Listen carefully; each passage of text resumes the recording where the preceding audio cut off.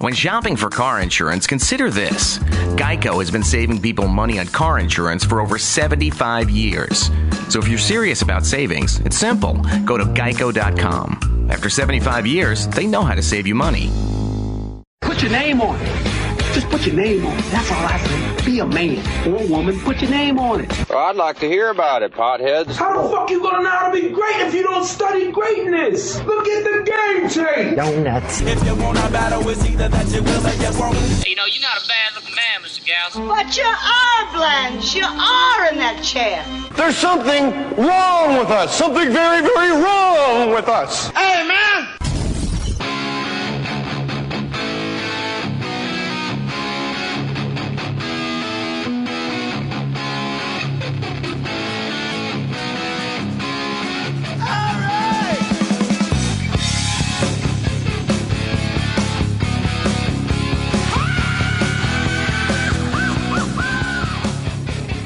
You're rocking like a bunch of jewelry today. Look at you. Jewelry? Look, you got you got the watch, the bracelet, a couple rings. This is Melissa Rivers is our guest on Mohr Stories episode. Who knows? Who cares? But Melissa, this is a pinky ring. Yes, I can tell because it's on your pinky. Which I would thank you for pointing that out. This that'd be great. Like, this is a thumb ring, but I decided that size to go on my pinky.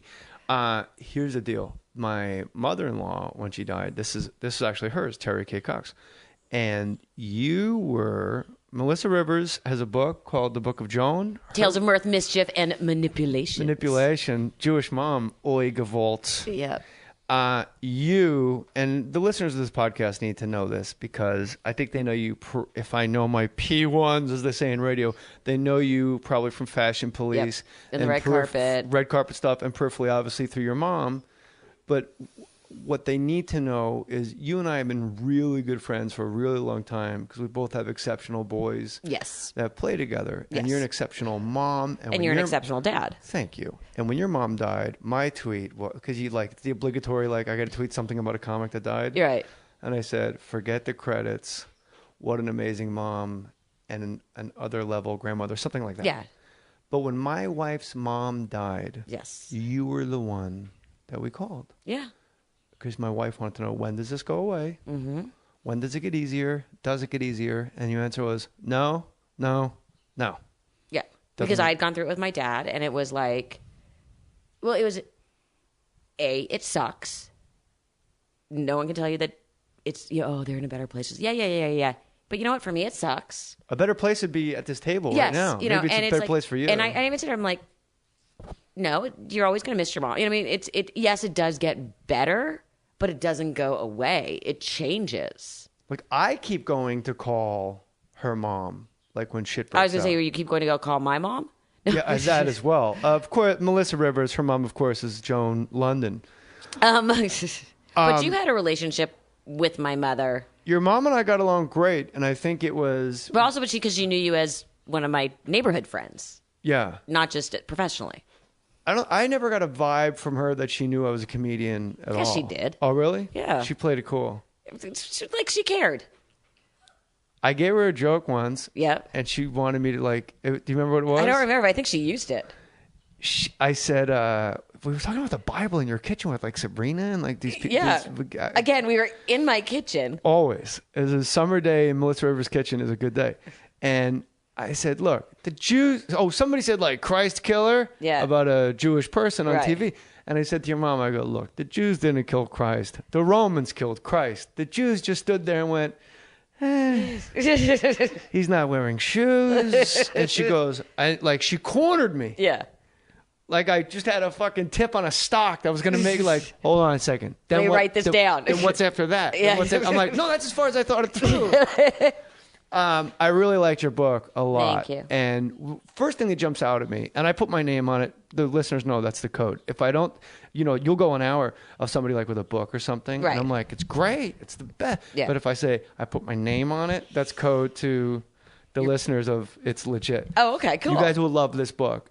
It's really great growing up with Joan, but also growing up in show business. And you know what? This is what stuck out to me of like, wow. out of all the stuff and the dedication, the personal stuff. The dedication is phenomenal, and and also to my dad up until last, what was it, June? For my mother, whom I miss every day, and for my father, who as of this past September is no longer resting in peace. Beautiful, sets brilliant. the tone for the book. Perfect. But when you were growing up and your mom was playing Vegas, like, I had no idea. Of course there was, but it's one of those things you would read and you hit your forehead like, of course there's like showbiz kids running through Vegas unsupervised. And you were like, what, 13, 14? Not even. Younger. And who, like, how old were you and like who were you hanging out with? Like, that's what I was like, whoa, this is the best. Yeah, and of course there was always someone supervising. But was that in quotes, supervising? Well, yeah, it was usually someone's nanny, whatever, was in charge, or a babysitter. But I mean, we were young, and God, it was hilarious. But we knew every hotel, we knew every game room, we knew every pool, we knew every lifeguard, we knew every coffee shop, and it was just that we knew how to. We could get backstage in any hotel. You knew exactly how to get through the kitchen. And it was just, that was our playground because our parents were up. Our parents worked at night. So we were up and playing at night. I mean, we would go into the light booths at all the big production shows and get to sit there and watch. And people couldn't like go, hey, get out of here. No. It's like, hey, that's Dean Martin's kid. You better relax. But not even that. It's like you're sitting in the light booth and it would be on the catwalks with all the big showgirls and they'd be waving at you in the booth. And it was hilarious. You mentioned kitchen, and I'm going to go right back to the showbiz kids in Las Vegas because I don't think anybody ever really wrote about it before. No. It's so fascinating to me. Like when I was a kid and my mom went to like AA meetings, just going through like Verona, New Jersey churches at night alone, like being left alone in a church, you're like, whoa. So I can't imagine fucking Vegas. Yeah. But your mom said something about kitchens. Always go in and out through the kitchen. It was actually, I think it's Jack Benny who said it. No matter how big you get, you always enter and exit through the kitchen because performers were really always the help. No matter how big you No matter how big you get, if you're performing, you're the help. You're the help. Yeah. You and enter in the casino specifically, what happened to your mom happened to me. Yeah. When she went to tell the story about... Which one? I think she went 5 minutes over. Oh, yeah. And she had gone over like 5, and she got a call saying, do you know how much the casino makes per minute? And it was whatever the amount was. $200,000. No, according to the book. Yeah, whatever I wrote in the book, $200,000. I love this book. And it was like, do you think I don't remember the amount of time that I said in the book. Yeah. Do you think you're $600,000, $1 million worth of funny? In 5 minutes. I'm not. And you know what? And she never went over by a minute again. Big clock off stage. Always a watch. Yeah. But they were very nice about it. But this is how much we make a minute. Are you $600,000 worth of funny? I don't think people realize when you play Vegas, like they don't want people sitting watching Jay Mohr or Joan Rivers. They don't want them sitting watching anyone. They want them back in the casino. Get them out so they're not spending any money. They're safe. Yes. Like, that's base. Yeah, basically. Like when you're playing tag as a kid, you go into the showroom, it's base. You're not losing any fucking money. Yeah, you're safe. Yeah. But it was, because, and if you look at how the showrooms still are set up, you always have to walk through the casino.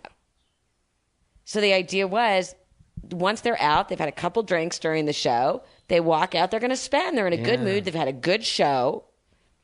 Get them back out on the floor. What's amazing is when they come knock on your door in Las Vegas, everywhere else they go, all right, so I'll come pick you up. And you drive to like a comedy club or a theater, or you walk, take an Uber car. Like, I got it. What time's the show? I'll be right there. And Vegas, you know this. They go, what time would you like to be picked up? I like to be like exactly showtime. I don't like hanging out. You like to go from your room onto the stage. Introduce me, I'm ready to go. Yeah. There's no reason. What am I doing? Yeah. For a Diet Coke? But then like a cop. Security. Knocks on your door, hands you off to another security guy armed. At an elevator that you've never seen before. Yeah, and it's usually also the service elevator. Right. So, like, people are coming in and out with, like, blankets and cribs. And you go through, like, the crib cemetery. Like, rows stacked of up cribs room service trays. Yeah. Oh, you go through the basement. But the crib thing's creepy. Like, you see, like, 140 cribs in a basement, you're like, this can't be good. Yeah, no, it's a little scene out of, like, a bad horror movie. Like, you're like, something's about, like, the doll is going to, like, sit up and go in your face. Then they walk you. Then there's another elevator that goes up, and then somehow you step through a doorway and you're like 1 foot from actually walking out in front of the audience, and you're like, whoa, and you can't find your way back. No. So just recently, you're like this. I was in Vegas for an event, and I don't remember, but I guess I had run upstairs to change. I don't remember what it was, but I had to get back downstairs by a certain time. And NASCAR awards? Actually, you're right. It was. That's we right. were there. And I had done the red carpet, and I was very late in the show. And I think I went back upstairs to change. I don't even know why. Because I was bored, or I don't remember. You were on stage, so I couldn't hang out with you, whatever it was. And I wanted to run back up, and the elevators went out. Ooh. Or one of them went out, and there was a huge line. So I said to my boyfriend, oh, don't worry about this. Come on, follow me. And I go into this. I know where the doors are, and I go and start hitting the service elevator. I'm like, no problem. It's Vegas. Even though I haven't been in this hotel's underbelly, I can find it. You know, it's like old home to me. It's just like I'm like a homing pigeon. Well, now on the service elevators, you have to like push in a code. Or have a key fob. Or have a key. So we got in, but we couldn't get it to move. And it was just like stopping. So I jump out. We jump out of the elevator. And we go back out. And I find a house phone. I don't even know what floor we're on now. And I'm like, hi, it's Melissa Rivers. And I'm stuck in one of your service elevators. Security needs to come get me. You don't know what floor you're on. And I'm looking around. I'm like, okay, I think I know where we are now. And my boyfriend's just shaking his head at me. He's like, really, genius? Like, yeah. Are you still with that guy? Yeah. I like that guy. He's good. But like, yeah, you can get us anywhere in Vegas. Don't worry about it. I got this. You've been with guys I didn't like. This guy he's really, a good I egg. really like He's this a guy. solid citizen, as we like to say. Tell us other... But yeah, but like playing in Vegas, like I have so many great stories. Like, do you remember that? You don't know this, but in the old MGM, they used to have a lion. Yeah. And you could stand next to the lion, which was supposed to be the MGM lion, and get your picture taken. It didn't end well for a visitor once. Oh, they had a real lion. Yes. I only know the big statue lion. Oh, no. They used to have a real... Okay, so they had this big arcade, and they had a real lion. They had a whole thing, and they had the candy store, and this store. And the first time I ever saw Pet Rock was there, and the movie theater, and then it was the arcade. But right kind of in the middle area was a real lion. And there was like a little thing, and you stand, and people would get their picture taken with the MGM lion. And apparently the lion wasn't in a good mood one day. And let me show you my good side. Yeah, and perhaps bit someone's child. And they actually ended up getting the people ended up getting their whole stay comped. And they were thrilled and left, and that was it. These people are idiots. But it was a different time. $100 million loss. Well, and if you don't think the next day, all of us, the kids running around like, dude, the lion bit somebody. I would have tried to get bit by the lion, and then I would have sued the hotel. Yeah. And I wouldn't have to work Vegas anymore. Yeah, but I mean, you know. Who are some of the other celebrity kids? It's a real motley crew. It's a cool. real motley cool crew. One. But remember, Vegas was different. Yeah. It was past the Rat Pack and before all these big shows where actually people would go and... It wasn't like Celine Dion, Bette Midler, and you'd play. Elton Your parents John's would play kids. 2 shows a night. Okay. A dinner show and a midnight show, which was the cocktail show. I'm already tired. Just And even hearing you this. did 2 shows a night, and they were dark on Mondays. Dark for you civilians means no shows. No shows. And it was Bobby Vinton kids, John Davidson's kids, Abby Lane's... John Davidson from That's Incredible? Yeah. Abby Lane's kids. I don't know Abby Lane. Yeah, she was a great performer. Neil Sedaka's kids, the Rickles kids, Steve and Edie's kids. And they were a little bit older, so they were usually in charge. The Steve and Edie kids. They were very responsible, and they were both a little bit older than us. I think Steve Lawrence kind of ruined his career by hitching his wagon to Edie. I know they were in love, and I would do the same thing. Oh, Edie had a voice like nothing you've ever heard Not in like your Steve life. Lawrence. I think Steve Lawrence had as good a voice as Sinatra, but nobody knows it because it's Steve and Edie. But Edie was so good and so smart. All right. But that room was without windows. but that was our crew. And how would you guys know where and when to meet up? Well, you know, parents, at those days we didn't have cell phones. So your parents would call and make plans, and you'd be over at this show and you'd be over at that show, and then you'd go over there, and, you know, we'll meet you in the game room or in the candy store, or, you know, or we're going to go to this pool today or that pool tomorrow. This is heaven on, you probably, nobody's having a better time than you guys in Las Vegas. There's no losing. But you didn't know any different. I used Was to have. your first kiss in Vegas? No. No. Catskills. No, we weren't a big Catskills people. I know, the Catskills were closed by the time you were up and running. But making out with people. It was, you walked through the kitchens and you knew all the waiters and you'd take food and. This wouldn't be a discussion unless we talk about your mom's international flying incident in Costa Rica. Listen to these commercials. Hold on. We got to get these sponsors in real quick, everybody. Listen to this. To the insurance company that did me wrong, I've moved on and I'm happily insured with another. Bless your pea-picking heart. It was just never meant to be betwixt us. You gave me automobile insurance apprehension, and Geico has come along and in just 15 minutes given me new car insurance and made me as jubilant as a newborn lamb in springtime. And Pa has given Geico his approval. That's one thing you never had. Joyful with another. Clara May in Columbia. Geico. 15 minutes could save you 15% or more on car insurance. Okay. Joan Rivers, rest in peace. I think your mom's best work is you. Well, thank you. She made Melissa Rivers, who is damn fantastic and wrote a damn great book. And it's called The Book of Joan, Tales of Mirth, Mischief, and Manipulation. And it's funny. It's very funny. And I'll tell you, anytime a friend hands you a book, you get that little bit of panic, like, oh, no. You get that, You're funny, kid. Thank I dug it. If you want to help my podcast, the best way you could do it, if you want to buy Melissa's book. Better yet. Use the Amazon banner at jmohr.com. Go to my website, jmohr.com. There's an Amazon banner. Click there. Hey, Jay Moors. Like our friend Sam Norton. Say hi, Sam Norton. Hi, Sam Norton. Look at that. Sam Norton says, hey, Jay Moors. First, I needed to buy a gift for my wife, so I went to your Amazon banner at jmohr.com, and I bought her a Sriracha keychain bottle. I know those. Those are good. Is it? Yeah, they're the little mini Sriracha containers for like hot sauce. Sriracha? The hot sauce. Oh, okay. A keychain bottle, and then I gave some money to Uncle Dan. We didn't even talk about this because I was young, and a buddy of mine was similarly injured when I was young, and my heart goes out to you and yours. I love you for keeping a fellow comic company. Hey, comedian in the house, Sam Norton. Good on you. Keeping a fellow comic company as I pass some time on the road. Come to Chicago. I'll open for you. And the next time you're at the Laugh Shop in Calgary, love it up there. I'll open there too because my wife's family is up there. Much love to you and the family, but more love to your inner Colin Quinn, Sam Norton. Well, Colin Quinn would go, all right, Sam, anywhere else you want me to work with you? I appreciate the email. Hey, you know what? If you're ever in Patterson, New Jersey, maybe I can do a tight 5. All right. There's a GoFundMe at jmohr.com. My Uncle Dan is in critical condition. Why? Well, their apartment burnt down, and my Aunt Christy, who's special, she died in her bed. Oh, I'm sorry. And Uncle Dan, it's been a rough sledding. So we have a GoFundMe account at jmohr.com because their payout insurance, the middle class takes it in the ass. Yep. And you can't live on that. So We're doing what we can. So if you go to jmohr.com, there's a GoFundMe. Use the Amazon banner. Do whatever you want. This is what I want you to do is buy Melissa Rivers' book, Book of Joan.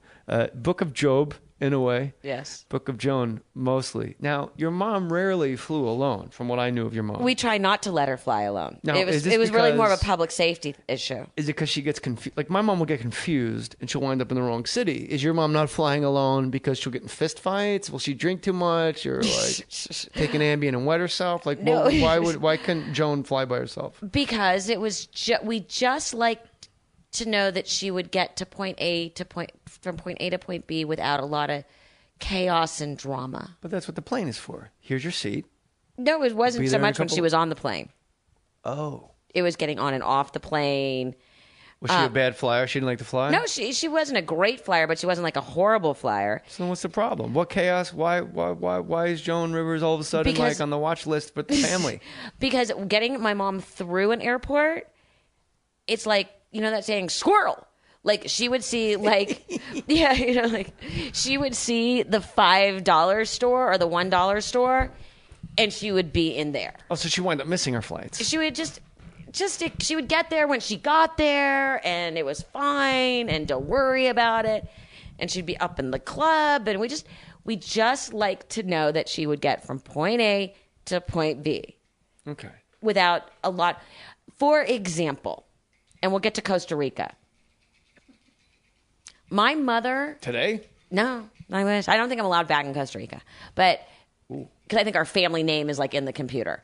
My mother... in Costa Rica? My mother couldn't get from the airport to my house, which is, we live close together, so it's like 25 minutes without making a stop. Where's there to stop? You're on the 10 freeway. Well, she liked to take the surface streets because maybe she wanted to go to the bookstore, or sometimes she'd just stop randomly and get her nails done. Like you and I, when I land, it's just like, get me home. Yes. Stat. She would decide the week before that maybe I needed more napkins and there was a linen and things. Or, I mean, literally, and we would get these calls from the drivers saying, we'd call me like, where are you? They're like, oh, she went into Barnes & Noble. Or she wanted to stop and get her nails done. Or she saw a 99-cent store. Or she saw like an antique store, somebody was having a sidewalk sale. No, so it's got to be weird. Like if you work at Linens and things, like Joan Rivers walks in. Like, like your mom's one of those celebrities. The sight of her immediately makes that person's day. Yeah. Like your mom wasn't like a cunt. They're like a bit like your mom was a real kind person. Yes. So your mom walks into Linens and thing, she's gonna crack a couple. Like Rickles, you meet Don Rickles, you're like, oh my god, because he's super kind. Like your mom was super kind. My mom had this thing she always decided that I needed more napkins at my house, or you are always out. I'm not always out. I have a lot of cloth napkins, but it would be like, oh, I needed to stop and get shampoo. Mom, we have it at the house. Well. Is that from growing up poor? No, I just think she would see, it was squirrel. She would see something and be like, ooh, stop. And she liked one particular Starbucks by the airport. So she would stop at that Starbucks. And then it was like in a mall. And then it was like, oh, there's a Best Buy, or, Did somebody travel with your mom, like an assistant, like step by step? Most of the time, but not when she was doing New York, LA. And that was usually the diciest ones because there was so much to stop back and forth. Not in the sky. Yeah. What do you mean? Yeah. Oh, you mean like if you land at JFK, you're in the middle of nowhere? Well, yeah. JFK, she would get in the car and go home. But then once she got into the city, she'd be like, "Ooh, I need to stop and do this." These lamps, Melissa. Exactly. She would walk into my house with like bags. It's like, why did she can't just get in the car and go? Like, what happened in Costa Rica? Okay, well, Costa Rica. Okay, when you have more than one name that you're known as, like a John Ferguson Mohr, J. Mohr, John Ferguson Cox Mohr, JJ. Right. Got it. So in your passport, it will have printed in there AKA. Oh. Okay. I don't. So my mother's passport read Joan Rosenberg, which was her married name, AKA Joan Rivers. Okay. So whichever way her plane ticket, whatever way she was ticketed, it didn't matter, especially internationally. So we get through check-in, we get through customs. It's all fine. You're in Costa Rica. We're in Costa Rica. Okay. We're flying home. We had been. What were you doing there? Family vacation. Okay. You said that. I'm sorry. And no, I didn't. But there you go. Family vacation. I thought it.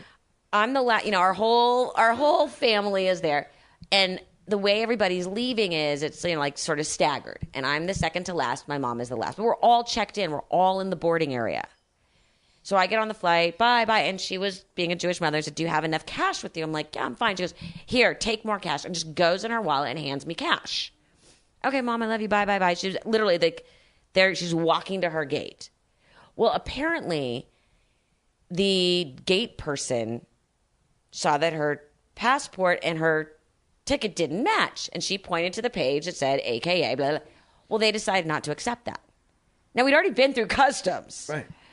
And my mom decided that this was ridiculous and decided to just keep going and basically rush the plane to get a hold of the pilot so the pilot could explain who she was. So now already we've created an international incident. I'm gonna go, but you know what? It is fascinating. Like your mom's so indelible in my mind. Like, people do live forever. Yeah. I'm just right now. But it gets worse. Like, you know what?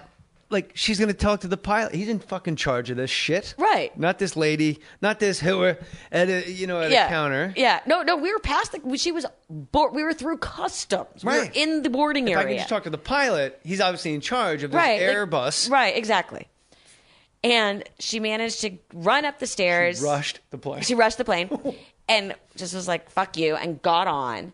And then was trying to get people on the plane to explain who she was. And basically she was escorted off the plane. And escorted out of the airport. And So suddenly she's by herself in Costa Rica with no cash and only her credit card. She gave you all her cash. Because she handed me all of her cash.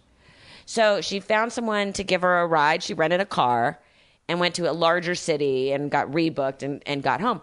But there's nothing like landing in Dallas to change planes and turning on your phone. And anytime a message started with, let me just start by telling you everything's fine, it's not a good story. No, it's a paragraph of hell coming after it. So we're not welcome in Costa Rica. The Rosenbergs and the Rivers. Yes. My mother rushed the airplane. But she just wanted to talk to the pilot and go, could you please tell her who I am? The lady did not care. She didn't care at all. She didn't, but my whole thing was, but you were already through customs. What country? Your mom was famous everywhere. Yes. Like she transcended comedy, where she's one of these people, like if you did like a Q rating, as you know, like if you just show a guy in the street 40 photos, like he might not know Kobe Bryant's name, but like ding, ding, ding, ding, like it goes up in their head. Your mom was one of those people. And she was for so long. Yeah. And she had, what I love about your mom is when people, she was always nice. But when she felt like she was wronged. Heads up. You had to go to her and make peace. Like with Leno. And there's I don't know. You mentioned like 4 people in the book. And I don't want to like ruin. No, we can. Well, Leno's been quite vocal about it. Not vocal about it, but he did put out a statement about it. Oh, he did? Yeah. Why? Which no one picked up. Because the whole thing with Leno was not letting her back on The Tonight Show. Fallon let her back on. And his thing was like, I'm just respecting Johnny's wishes. But the only reason she wasn't allowed on Johnny is because she guest hosted for Johnny. She got offered her own show. Raise your hand if you're going to turn down your own TV show. When you know you're not being given the Johnny show. She had been told point blank, you will never get this show. Point blank. Right. So she took another job. I mean, it's logic. And if she had been a man, no one would have been upset. So Johnny banned her, Leno takes over, and then like for 20 years just upholds the ban, and there's no, Yeah. And then my mother died in September. This was the first week of December, and I was speaking at a big event, the Hollywood Reporter Women in Hollywood event, and Jay was opening the show. He knew very well that I was there, was as far away as you and I are, looked straight at me, made eye contact, turned and walked away. Wow. So that was his statement. No, and then I write about it in the book saying, I can't believe you did this. Like, I think I called him a coward in the book. And I'm like, it's really sad. You still come over and say, I'm so sorry for your loss. And he claims he didn't see me and didn't realize I was there. I was wearing a denim shirt and she's shorter than I am. And yeah. He's always been super nice to me. Yeah. So I got nothing but nice things to say about Jay. But I've heard he's a very nice man. If I was your mom, I'd have a red ass about that too. And Jimmy Fallon was very smart. Yes. Because he opened The Tonight Show. Yes. With her. Joan Rosenberg Rivers. Perry. Not welcome in Costa Rica. Your mom's first headshot was... Well, it's filled with lies. I mean, I talk about that.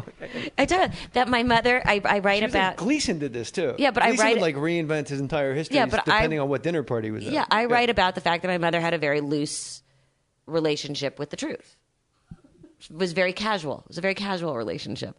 And we found one of her old headshots where she claims to be in the 10 Commandments and like North by Northwest and like all these ridiculous things. And you're like, in the book, you're like, you never told me you worked with Hitchcock? Yeah. Melissa, please. If she just figured no one was going to question it. She's like, what, they're going to call and ask him? Right. And if they ask me, she's like, oh, I got cut out of the movie. Right. Like, just... It's like when you're starting doing stand-up comedy, you go like, all right, Catch a Rising Star, New York City, Laugh Factory, or Improv, Los Angeles. For a list of all commercials, please contact. Yeah. Do any commercials? Yes, exactly. Your mom's. Who do you think was your mom's biggest ally in comedy? Like who's like? I know like Buddy Hackett and Newhart. Like those two were inseparable. Who was like your mom's running mate if she had one, or was she out there like a lone wolf, just fighting the good fight, doing 90 minutes every damn night? That was her. She was on her own. She didn't hang out with comics. She didn't hang out with her. I mean, she like.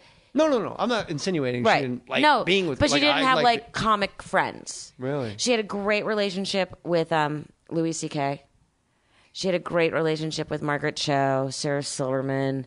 There was a whole group of them that would email each other. And one time my mother did something and made some controversial joke, and she emailed Louis saying, "Tell me I'm right and they're wrong."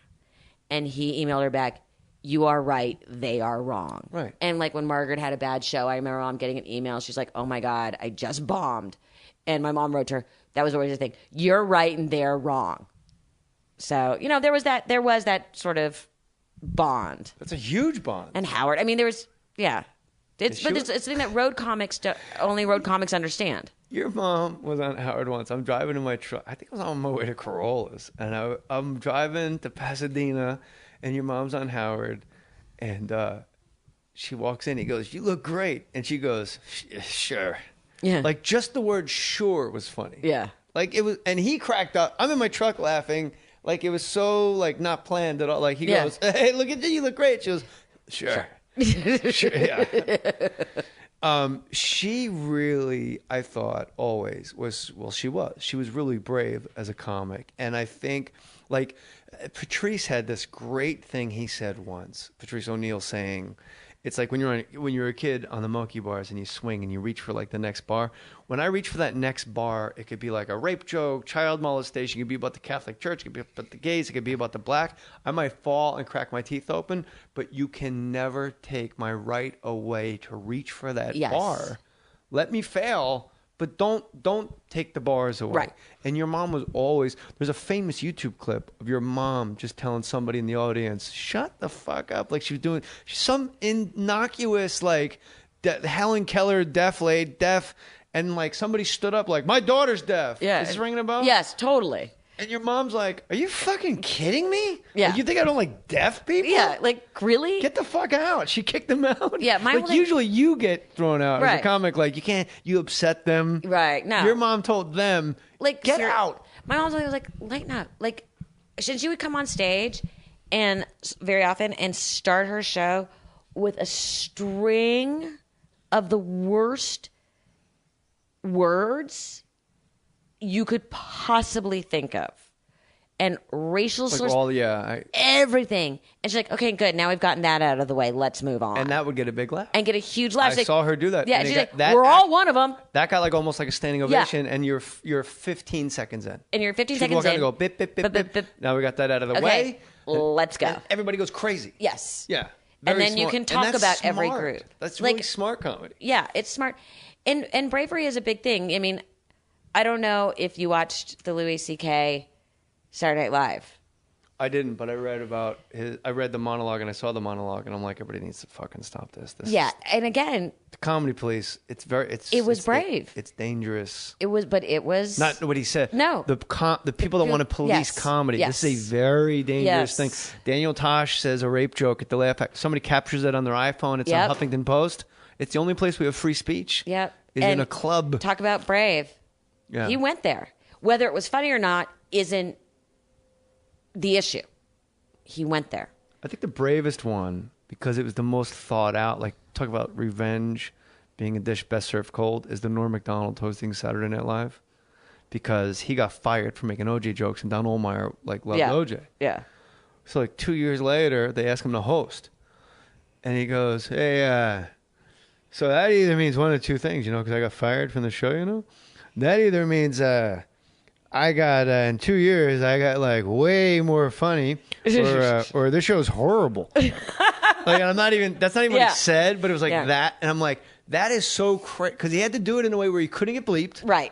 And it would still play on the West Coast, exactly. So he is super well thought out, and he like entrenched it in. Yeah, right after my mom passed, a couple weeks after, Chris Rock hosted, and it was right after they opened the Freedom Tower, and he talked about it and talked about, why don't we just get it sponsored by Target and just have them put the logo right on it. He went there. People and you lost their shit. It was on my AOL home screen. Like, Chris Rock crosses the line. First of all, hilarious. Yeah. Second of all, I sat up in bed and was screaming with joy, because he was one of my mom's favorites. Like, I ain't going in it. Right. And he was one of my mom's one of my mom's favorites. And I'm like you could build it higher and taller. This whole thing was like, I ain't going in that tower. Exactly. I ain't going in it. Let's put a target on it. And I said, it was one of the first moments that I went, it kind of hit me what my mother did by continuously pushing, because that's the joke she would have made.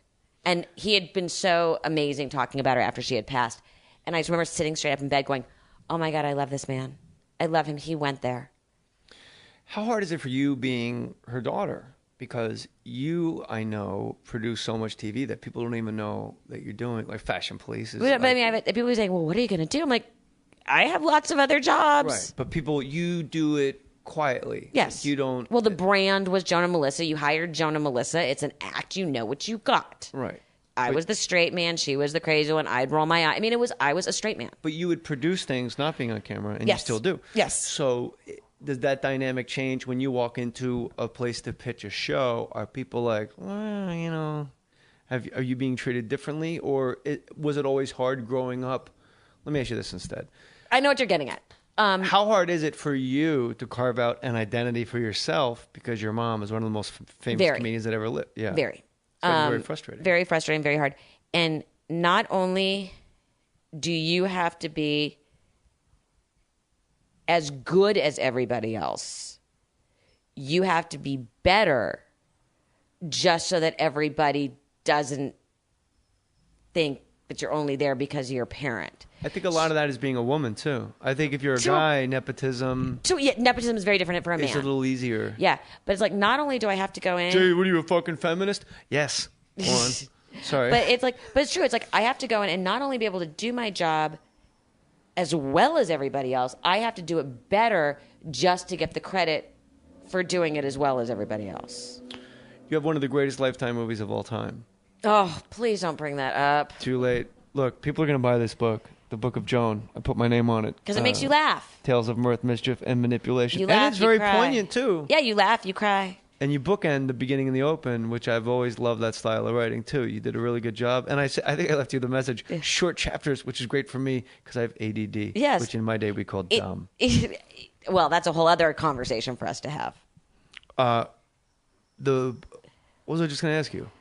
Oh, so it's super hard. It is very hard being Joan Rivers' daughter. But again, you don't focus on it. Like from business to even like going on dates to like meeting friends to going to school. Yes and no. Again, people say, "What was it like?" Well, I'm like, earlier you went very like you jumped on it professionally. Oh, okay. To get taken seriously, and I think a lot of the public at large doesn't take me seriously. I think what everybody's kind of discovered through this book is I have my own voice, which comes through in the book. Yeah. And people don't realize, like, I was like, I never realized you were funny. Well, you're right. I was the straight man. That's what we did. That's why it worked. You know, I always joke and say, my mother was so forward thinking. She gave birth to her own straight man so that she knew in the second half of her career, she could get a gig on E. A network that's not even around. It's not even existing. Right. Yeah, that's how forward thinking she was. Are you still working with? Are you still doing? Yes, we're coming back in September. So did you create the show with others, or are you executive producing the show? I mean, it was we helped create the red carpet with the network. We helped create Fashion Police with the network.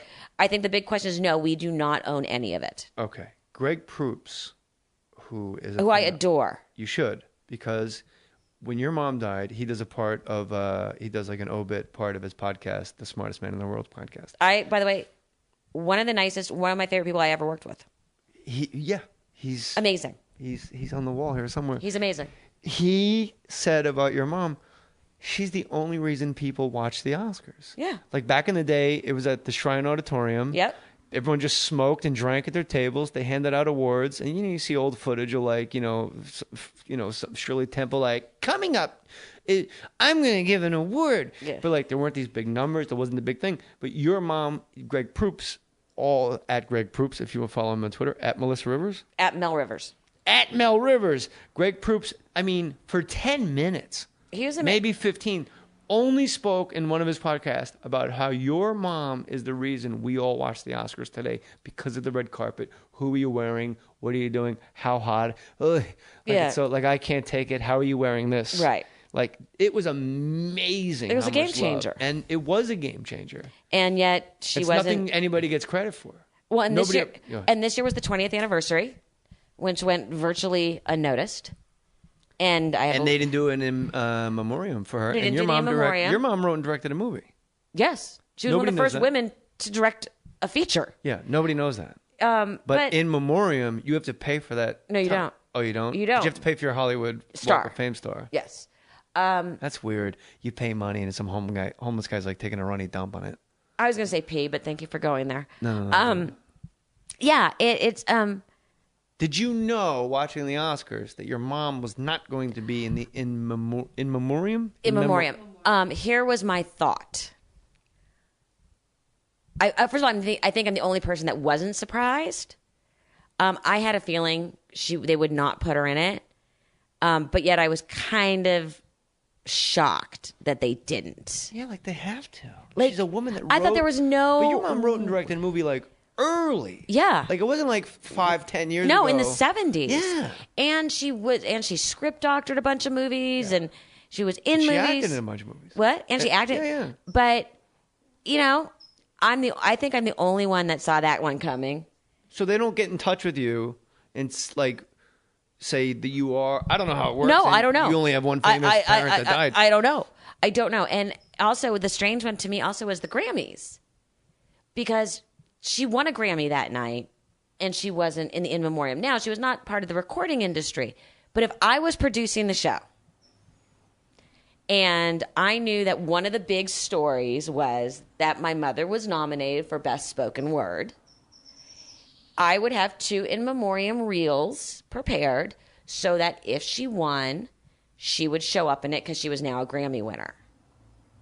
And if she didn't, you put the other one in. Yeah, but I would still put her in if she's a nominee. Yeah, but I mean, and the joke was all the press coverage from the Grammys the next day was so-and-so record of the year, Joan Rivers wins posthumous Grammy.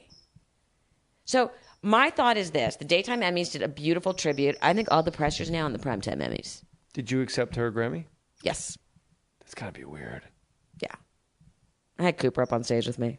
He's the best. He's the bomb. You can tell, my grandfather always said you can tell a lot about somebody by their children. So if you just ever meet Cooper, you go, wow, Melissa Rivers must be awesome. Yeah. I say he's a study in recessive genetics. But your mom was obsessed with recessive genetics. She's like one of my favorite ones that she'd always talk about them on stage. Yeah. She would always talk about nothing made her happier than to see 2 pretty people with an ugly child. She felt that was just the universe balancing itself. And you being good at sports, your mom, like, right. I remember her like pulling me aside and being like, I don't know what's going on here. I don't know. I know I didn't sleep. I slept with the mailman, but I know he has protection. Yeah. That's not why. And he wasn't athletic either. Yeah. But your mom was always like super confused. Like, why is my daughter doing like tennis tournaments at like an incredibly high level? Yeah. She just never got it. And then, with Cooper, we would have to tell her when to clap. Because she was like a lemming. If the crowd cheered, she would cheer. And I'd be like, Mom, that wasn't good for us. Oh. I saw your mom at Pally High once at a lacrosse game. Yeah. She was dressed like she was in 9 Inch Nails. Well, that's what I talk about. She looked like Johnny Cash. I talk about that in the book because she wouldn't want some snotty-nosed 8th grader going home saying, I saw Joan Rivers. She didn't look good. Yeah. Black pants, black heels, yeah, black shirt. Black jacket. Every time she went to one of these kids' games. Yeah. She was in full hair and makeup. Like accessories, the whole thing. Because there's that famous quote. Joe DiMaggio, last game of the season, Yankees have clinched the playoffs. He shouldn't even be out in the field. Right. He's got like a wonky knee. He makes some crazy diving catch, smashes into the wall. And the famous quote is the reporter goes, why'd you do that? You could have really like ended your career. He goes, because there might be an 8th grader in the stands that never saw Joe DiMaggio play baseball before. Your mom took that to another level. To a different level. There might be somebody on the field that never saw Joan Rivers watch baseball before. Right. And they don't want that kid going home to their parents and going, she doesn't look so good in person. Not aging well. Not yet. She didn't want to chance that. Your Lifetime movie, we're not going to not talk about this. Ugh. Who pitches the idea? Hey, Lifetime, it's me, the agent. I got a Lifetime movie about Joan Rivers and Melissa Rivers, but here's the thing. We don't have to cast anybody. They're going to play themselves. Which I got talked into. That is one of, like, you're my friend, so I can tell you, like, that is one of the most astoundingly bad ideas that you can never turn the channel. At the time, it wasn't. It was the first people to do that. Just because you're the first. No, but Hannibal Lecter's the first guy to eat someone's face. It's not and look at this film. Look, and he's got sequels. Yeah. But nobody else has done it since you guys. Nobody now has it's just done reality TV. Yeah. But which you did as well. But the thing is, I don't know. I don't really remember this, but apparently my mother and I got into a huge fight in the pitch. I just saw John Davis, who was the producer, and it sold it in the room. But you were like a child. But literally, apparently. How old are you? But I'm old enough to know that. No. How old were you then? Oh, God. I want to make you say that on a podcast? I know you're 32.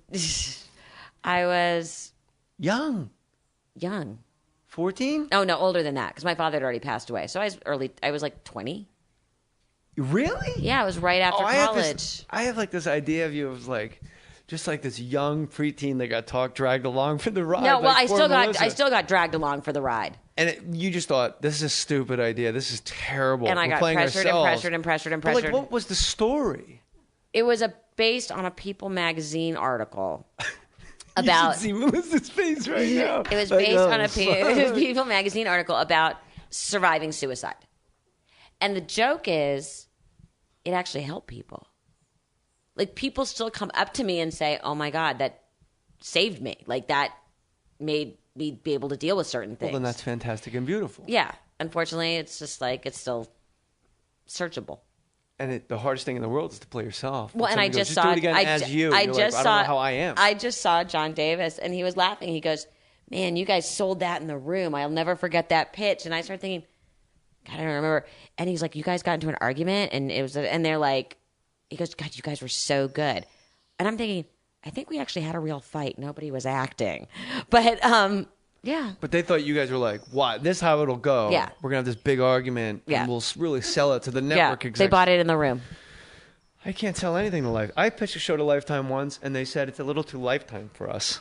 I love that. I can't sell anything right now either. We go maybe a little joint forces? Yeah. Actually, that's not true. I sold 2 this year. 2 ideas. You're a jerk. I haven't even shot the pilots yet. So what? You sold them, but I haven't gotten the money. No, someone said, well, yeah. But I think it was out of pity. Bestseller list. I think it's out of pity because I was recently orphaned. I can't even make jokes about that. Yes, I can. No, I can. I said. Yes, you can. I can. You're one of my friends. If you don't laugh, you cry. No, exactly. Well, my mother actually used to say, and someone reminded me the other day, when you make someone laugh, you give them a mini vacation. Explain to the listener what your mom wanted at her funeral. Okay.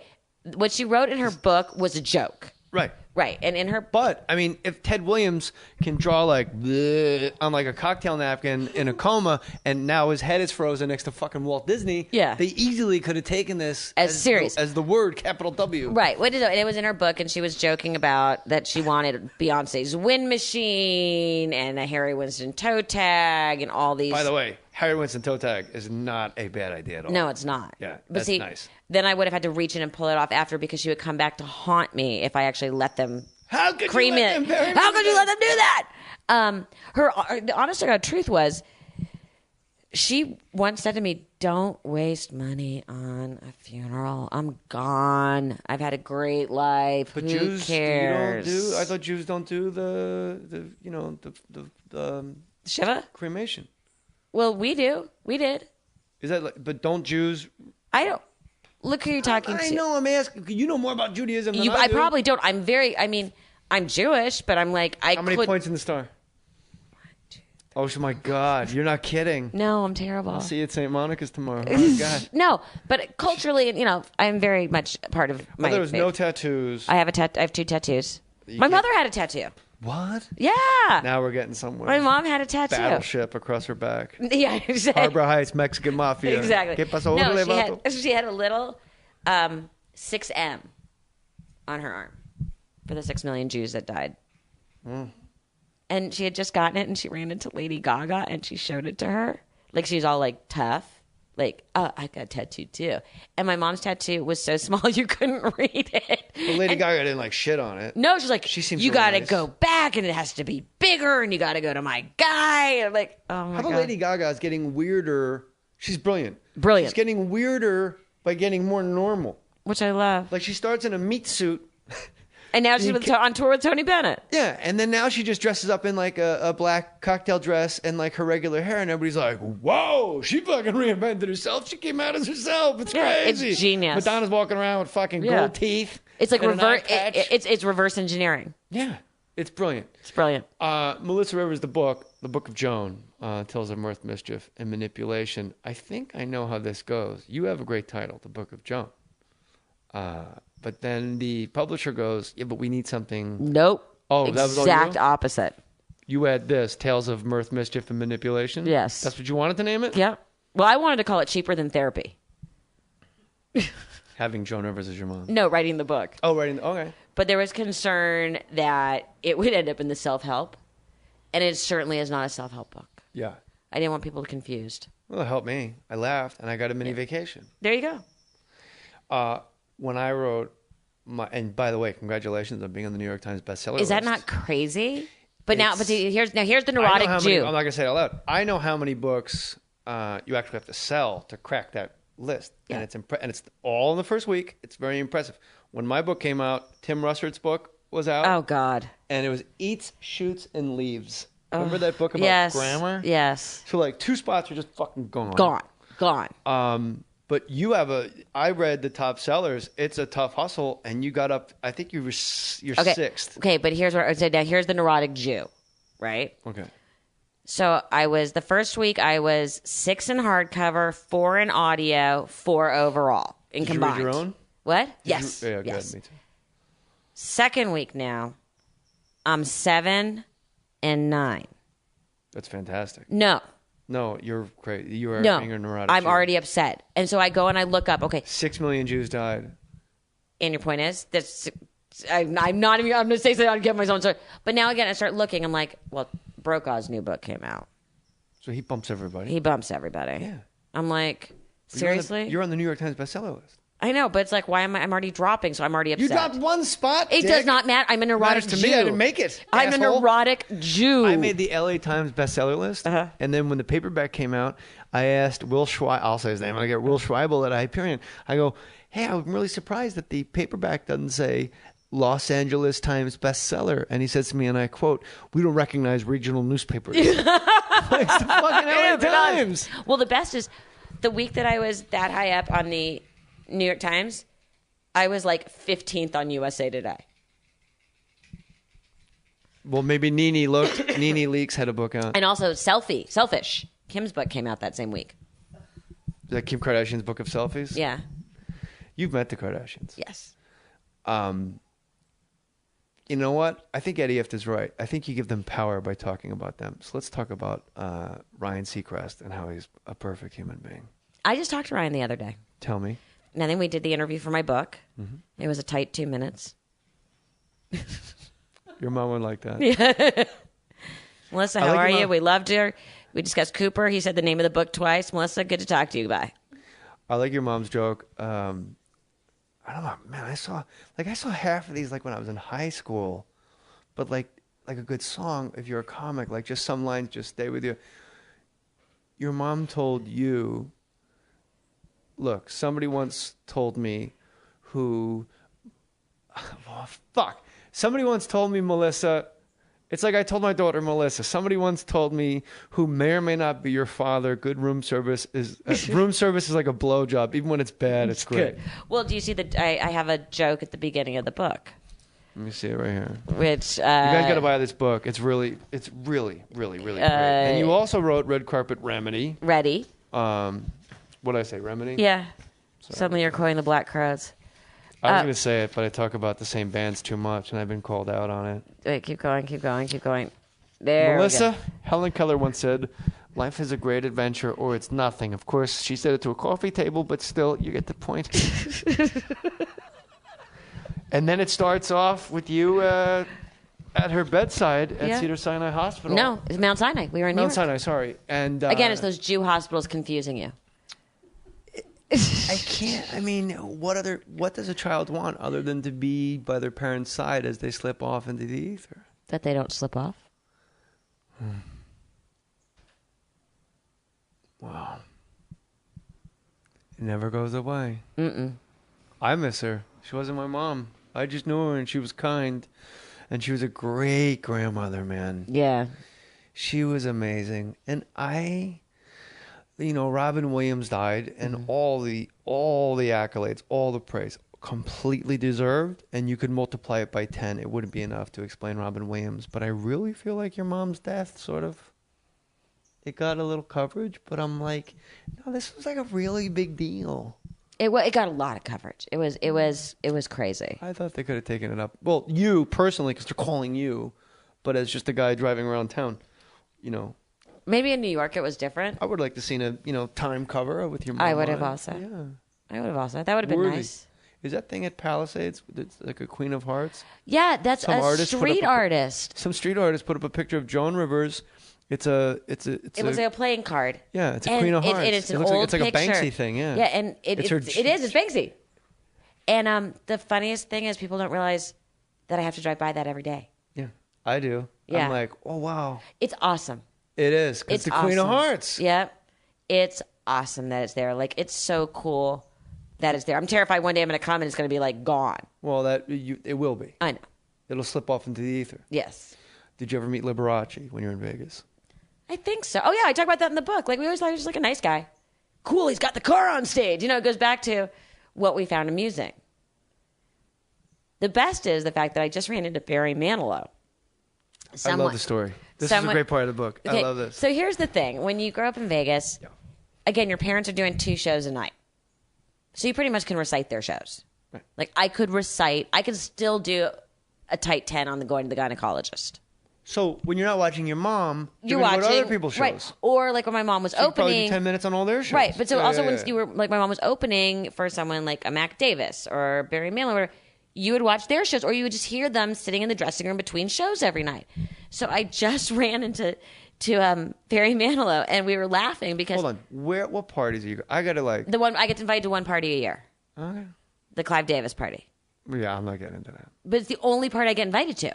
That's right. That's the only way. Who cares? After that, what do you want to go to a Gymboree? No, but I literally birthday party. Like, I don't get invited to Vanity Fair. Who cares? I don't get Clive Davis's house. No, the party at the Hilton. Yeah. So it's That's what I meant. Yeah, it's the only part. But literally, it's the only. And by the way, it's the only part my mom ever got invited to. Also.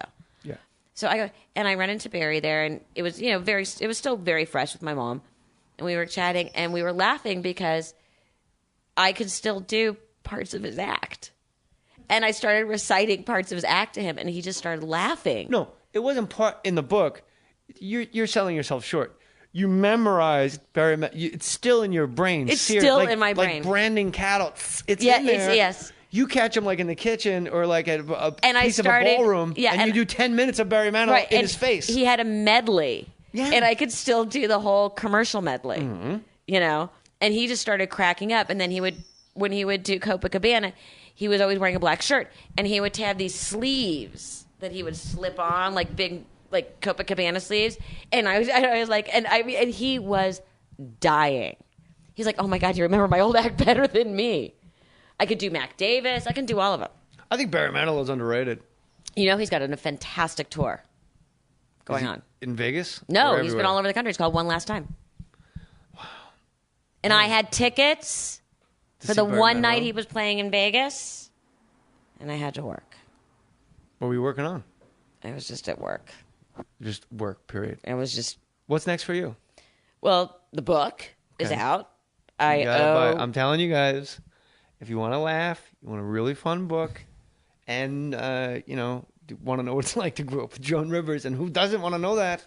This is it, the Book of Joan. I've got that. I've got Fashion Police coming back in September. Sorry, say this, slow down. I've got Fashion Police coming back in September. You're a jerk. Fashion Police is coming back. Back in September. Are you going to be on camera? I don't know. Okay. I have that. I one of the shows I sold. Is Kelly Osbourne still there? No, Kelly quit. So all the real moving part, one died. Yes. And then Kelly, my wife, when we watch Fashion Police, goes, Kelly Osbourne fucking knows her shit. She really knows fashion. So who will it be? I don't know yet. We're just in the planning stages. Is Juliana Rancic going to still be there? As of right now. We were watching the Oscars, pre-Oscars, which my wife, which your mom made. Right. It did not exist before Joan Rivers. Right. Like, hey, an hour before the Oscars, Right. let's all sit around and watch and be catty and look at everybody. Right. How? See, guys have it so easy. They don't get it. No, I get it. No, you don't. Me and Greg Proops get it. We argue all the time if we're the straightest gay guys or the gayest straight guys that we've ever known. Fair enough. Because we watch all the shows and we know all the music and we know ladies at lunch and we know Stretch and we know all this stuff. But I love that you said Stretch. Of course. I love that. Does anybody still wear hats? Rest in peace. Here's the ladies who lunch. Great tune. Great Sondheim. We know Sondheim Oh. and Greg Proops, so we do get it. Yeah. So I'm going to ask you this. Okay. I mean, if you pull up some shit I wore on the red carpet, there's some. I'm not going to stuff. because I like the Melissa that's in front of me right now because we're pals. How do you, like, women in Hollywood get a real red ass the moment the fashion police goes against them, but yet they never say like, "Hey, here's a thing of roses. Thanks for saying I look nice." The sad thing is, you so took a many lot of shit them, from Jennifer Lawrence, who I'm actually have become friends with. Okay. But she went like fucking crazy. Yes, she did. On you guys. Yes, she did. But I think she has a point. And that is women have a really hard time in Hollywood. How do you square up as the executive producer of Fashion Police an entire show where you just sit around catty saying that women look shitty? And we also pray the ones that look amazing. You're not helping look amazing. Okay, but the ones that don't look amazing. No, but okay, you're not like let's ignore her. Okay, she doesn't look good. Okay, but wait, again, now you're being the comedy police. I'm not being the comedy police. Yeah. No. Why isn't it? I'm being a feminist. What difference is it than what everyone sits and says at home? Because you are fashion experts. And when you're making $20 million a picture and you are wearing clothes that you are either being paid to wear or have been given for free. And the necklaces like are $5 million of free jewelry. And we dare to say, we don't like that one dress. So what? It's funny. The thing with fashion is it's a comedy. It's a funny show. I agree. And the whole idea isn't to tear women down. But also, guys, let's all take a deep breath. No one is home pulling the curtains off the wall, sewing their gown. Okay? Mama isn't in back stitching. And I'm certainly not being comedy police because I'm going to blow your mind on this one because I'm doing a full 180 like Russell Brand. I'm going to close the barn door behind you and you're going to be like, what the fuck just happened? Women in Hollywood are always beating the drum like we don't. I did a benefit at the Laugh Factory. I'll say it like this. Okay. Film this better. I did a benefit at the Laugh Factory for women in Hollywood because they don't get enough chances. And Maggie Gyllenhaal was just trending on Twitter because at 37, I think, or 35, she was told she was too old to play the love interest of a 55-year-old Right, star. and believe me, national news. Yeah, and I believe women are not treated equally in Hollywood. But here's my problem with it. Mm-hmm. Women don't go see women movies. How many women listening right now saw Little Women in the theater? If women went and saw women movies, the way black people go see black movies, or like Latinos go see Latino, the way fucking dudes go see shit get blown up with Channing fucking Ruffalo Fry. Yeah. Then women would fucking own Hollywood. But I think women do see women movies to an extent. Nah, they go because their husband goes, fuck that. White House down again. And they go see that again. So I did a benefit at the Laugh Factory. I go, how many of you applaud if you saw Little Women? And then nobody applauded. Right. Or like and I named some other movie. Right. And I go, then what are we doing here? And then I got booed. But yet chick flicks do great. A lot of these movies do really well. Pitch Perfect's on fire. I think that's youth, too. I don't think that's women as much as but that's youth. a whole separate discussion. It's not just women. It's also youth and... and all that kind of stuff. I was being disingenuous. I was setting you up because my complaint is in the actress calling out fashion police. Yeah. And my whole thing is... If you want to be treated equally, just but also, fucking be what equal. I always say is like, lighten up. Now, here's the big thing. So, I'm somewhere and I'm going to be... You're in my garage. I'm working with... Jay Mohr. With Jay Mohr. But anyway, so I'm in a situation where I'm about to... this come past face tense. to face. Sorry, go ahead. With Jennifer Lawrence. And I'm thinking, oh, dear God, here we go. And she comes up and introduces herself to me. I say, hi, nice to meet you. And she goes, I'm so sorry about your mom. I said, thank you so much. And my mom was actually a fan generally. And if you go back and look, there was only one time my mother said she didn't look good. Every other time from every other single red carpet appearance, huge fashion fan of hers. And she said, I think maybe we didn't agree on something, but I think it was misunderstood. And what she was talking about was a comment that was said that was not even my mother's, that she looked big. And she felt you shouldn't be talking about body size. And then went on to repeat and quote to me 3 of my mother's jokes. One of which was one of my favorite jokes of all times, which is, my mom said, Jennifer Lawrence says this to me. Her favorite joke ever on Fashion Police, because she actually watched, was, that dress is so ugly it looks like it'd be good at math. That's a fucking great joke. And we got on this. It's genius. Okay. So we start talking. And I think she is one of the most awesome, cool people I have ever met. I adore this woman. Dress is so ugly, it looks like it'd be good at math. Like, that's something Nick DiPaolo would say. Yeah, like, hilarious. And I heard Jennifer Lawrence doesn't let people wear, like, deodorant and hairspray, and, like, she's all funky, smells weird. I didn't notice that. All right. I think she's awesome. Have you heard it? No. But have you heard it? But we were talking about was this whole new Ask Me More. Oh, that's Shailene Woodley. Yeah. She's like, don't wear deodorant. It hurts dolphins. And you're like, but you're hurting my nose. You smell like an anchovies, but, Yeah. So, but our whole thing is we were talking about that whole big new Ask Me More movement on the West, on the red carpets, where you're not supposed to talk about the dresses anymore and you're supposed to ask more. And she said, wait a minute. Like, and she's always just, a lot of us are paid to wear these dresses. You have to ask me. Yeah. And I'm going to tell you whether you don't want to know. I mean, this one's Dior, and this one's Chanel, and this one's wearing the jewelry from so-and-so. They're getting paid. Yeah. Or getting it for free. Question. They need the question. Yeah. So it's very good to be all, ask me more. This is degrading. Then don't take the clothes. Then go to Neiman's or Barney's or wherever and go buy a dress. Nobody wants to do that. No. They still want it for free because you're getting your picture taken and you are advertising dollars for the designer. Hannibal Lecter, if he was ever nominated and was at the Oscars. Well, yeah, it was usually someone's nanny, whatever, was in charge, or a babysitter. But, I mean, we were young. And, God, it was hilarious. But we knew every hotel. We knew every game room. We knew every pool. We knew every lifeguard. We knew every coffee shop. And it was just that we knew how to. We could get backstage in any hotel. You knew exactly how to get through the kitchen, and it was just that was our playground because our parents were up. Our parents worked at night, so we were up and playing at night. I mean, we would go into the light booths at all the big production shows and get to sit there and watch. And people couldn't go, hey, get out of here. No. It's like, hey, that's Dean Martin's kid. You better relax. Not even that. It's like you're sitting in the light booth and it would be on the catwalks with all the big showgirls. And they'd be waving at you in the booth.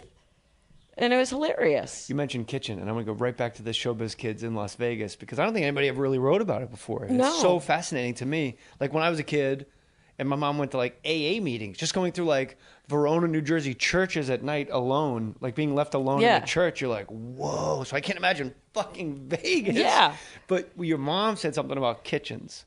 Always go in and out through the kitchen. It was actually, I think it's Jack Benny who said it.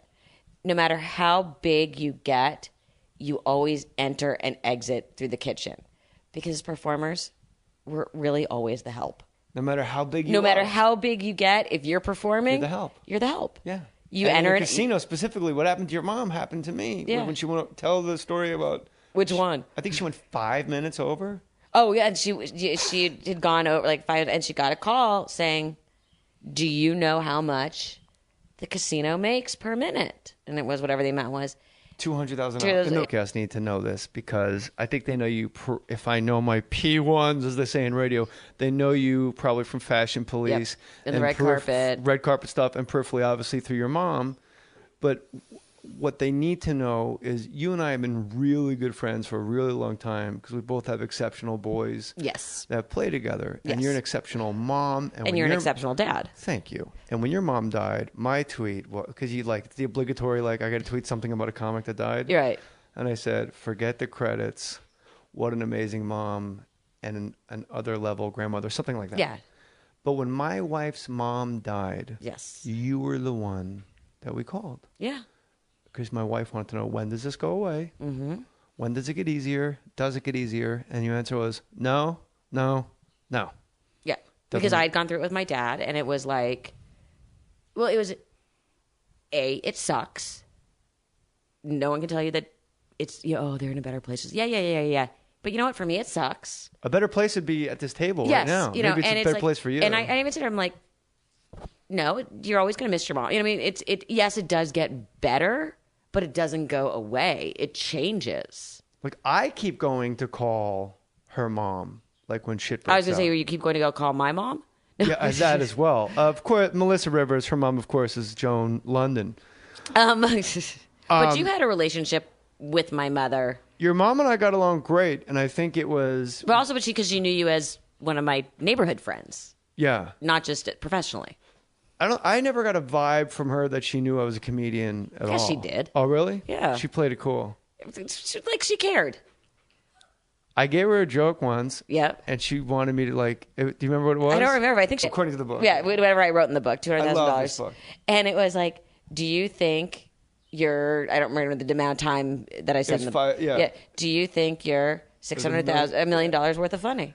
In 5 minutes. I'm not. And you know what? And she never went over by a minute again. Big clock off stage. Always a watch. Yeah. But they were very nice about it. But this is how much we make a minute. Are you $600,000 worth of funny? I don't think people realize when you play Vegas, they don't want people sitting watching Jay Mohr or Joan Rivers. They don't want them sitting watching anyone. They want them back in the casino. Get them out so they're not spending any money. They're safe. Yes. That's base. Yeah, basically. When you're playing tag as a kid, you go into the showroom. It's just base. Yeah. You're not losing any fucking money. Yeah. You're safe. Yeah. But it was, because, and if you look at how the showrooms still are set up, you always have to walk through the casino. So the idea was, once they're out, they've had a couple drinks during the show, they walk out, they're going to spend. They're in a good mood. They've had a good show. Get them back out on the floor. What's amazing is when they come knock on your door in Las Vegas, everywhere else they go, all right, so I'll come pick you up. And you drive to a comedy club or a theater, or you walk, take an Uber car. Right. I got it. What time's the show? I'll be right there. And Vegas, you know this. They go, what time would you like to be picked up? I like to be exactly showtime. I don't like hanging out. You like to go from your room onto the stage. Introduce me, I'm ready to go. Yeah. There's no reason. What am I doing? Yeah. For a Diet Coke? But then a cop. Security. Knocks on your door, hands you off to another security guy and armed at an elevator that you've never seen before. No, and it's usually also the service elevator. Right. So people are coming in and out with blankets and cribs. She used it. I said, we were talking about the Bible in your kitchen with Sabrina and these people. Yeah. Again, we were in my kitchen. Always. It was a summer day in Melissa Rivers' kitchen is a good day. And I said, look, the Jews, somebody said Christ killer about a Jewish person on TV. And I said to your mom, I go, look, the Jews didn't kill Christ. The Romans killed Christ. The Jews just stood there and went, he's not wearing shoes. And she goes, she cornered me. Yeah. I just had a fucking tip on a stock that was going to make hold on a second. Then write this down. Then what's after that? Yeah. I'm like, no, that's as far as I thought it through.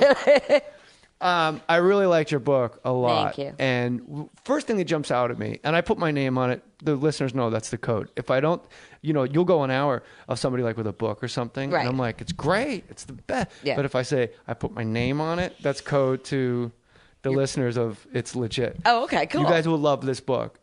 It's really great growing up with Joan, but also growing up in show business. And you know what? This is what stuck out to me of wow. Out of all the stuff and the dedication, the personal stuff, the dedication is phenomenal, and and also to my dad up until last, what was it, June? Is for my mother whom I miss every day, and for my father who, as of this past September, is no longer resting in peace. Beautiful, sets brilliant. The tone for the book. Perfect.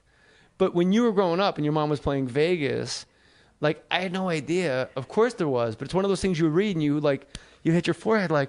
Of course there's showbiz kids running through Vegas unsupervised. And you were what, 13, 14? Not even. Younger. And who how old were you and who were you hanging out with? That's what I was like, whoa, this is the best. Yeah, and of course there was always someone supervising.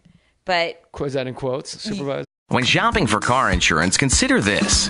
Geico has been saving people money on car insurance for over 75 years. So if you're serious about savings, it's simple. Go to geico.com. After 75 years, they know how to save you money. Put your name on it. Just put your name on it. That's all I say. Be a man or a woman. Put your name on it. Well, I'd like to hear about it, potheads. How the fuck you gonna know how to be great if you don't study greatness? Look at the game tape. Donuts. If you want a battle, it's either that you will or you won't. You know, you're not a bad-looking man, Mr. Gals. But you are, Blanche. You are in that chair. There's something wrong with us. Something very, very wrong with us. Hey, man!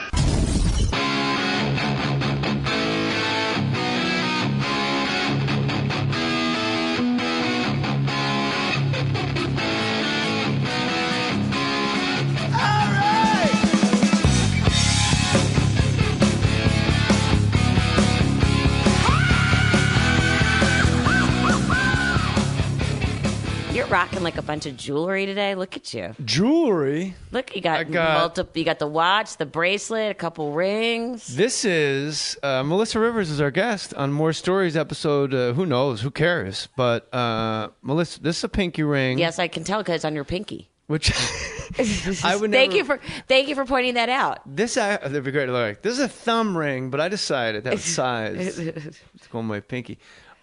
Here's the deal. My mother-in-law, when she died, this is actually hers, Terry K. Cox, and Melissa Rivers has a book called The Book of Joan. Tales of Mirth, Mischief, and Manipulation. Jewish mom, Oi Gewalt. Yep. You and the listeners of this podcast